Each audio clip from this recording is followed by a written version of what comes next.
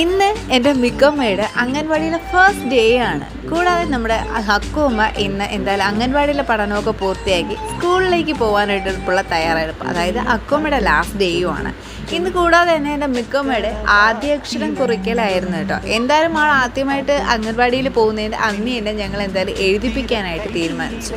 എന്തായാലും ആൾ വലിയ ഹാപ്പി ആയിട്ടാണ് കേട്ടോ, ഭയങ്കര സന്തോഷത്തിലാണ് ആൾ ഒരുങ്ങിയൊക്കെ കാലത്തൊക്കെ ഇറങ്ങി.